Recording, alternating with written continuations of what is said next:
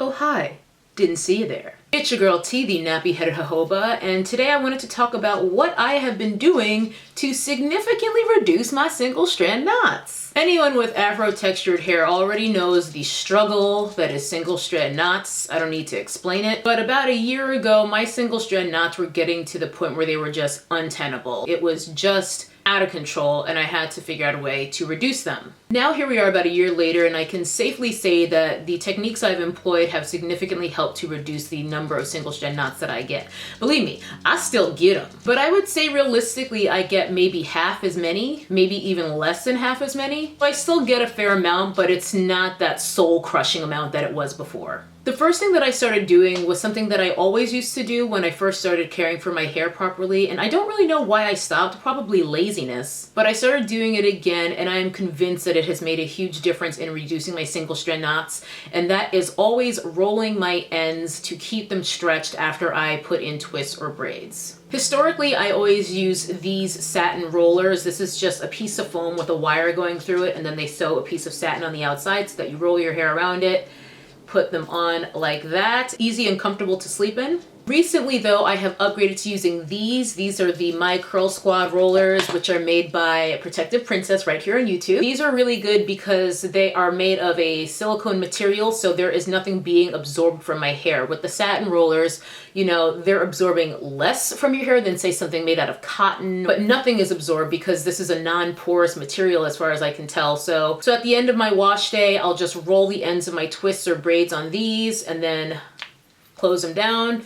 Again, very easy and comfortable to sleep in, and they actually have a little bit of weight to them, so if you are going to leave your hair hanging loose, it'll help give you just a little bit more stretch as well. The second tip is whenever I'm not going to have my ends set on rollers, either because my hair is dry or I'm just going to be styling my twists and the rollers are out, I still keep my ends very stretched by doing a hanging bantu knot, as they're sometimes called.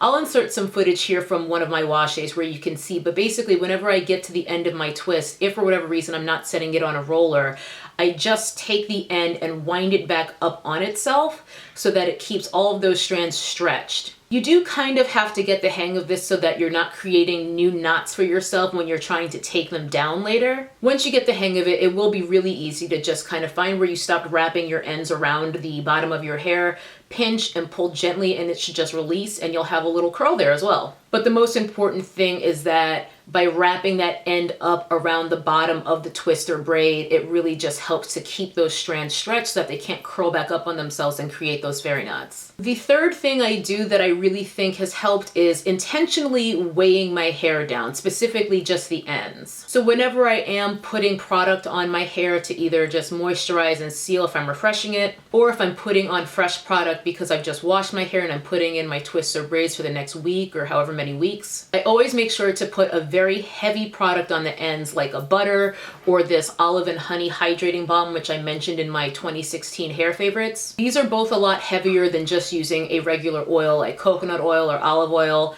And I think that heaviness, that higher molecular weight that these products would have as opposed to just a straight oil, helps to weigh the hair down, elongating those strands just a little bit more and preventing them from being able to even have the ability to curl back up on themselves. And that's really it. I think just those three tips, along with, of course, always snipping out any single strand knots or, you know, split ends as I see them, have been the key to reducing the number of single strand knots that I get overall. So, to recap, tip number 1, I always set my ends on rollers at the end of my wash day. Tip number 2, I always do a hanging bantu knot on my ends to keep them stretched once the rollers are out. And tip 3, I go hard in the paint with heavy products on my ends to keep these strands weighed down and lubricated and basically restrict or at least limit their ability to curl back up on themselves and create new knots. That's it, an uncharacteristically short video for me today, but these are just really simple, effective tips that have really been working for me. Hopefully you can try some or all of them out and maybe reduce the number of single strand knots that you're experiencing as well. That'll do it for this one, but make sure you guys start some conversations in the comments section and we can all share our various tips and tricks for reducing single strand knots with each other. Knowledge is power! Thanks so much for watching, and I will see you guys in the next video. Bye-bye!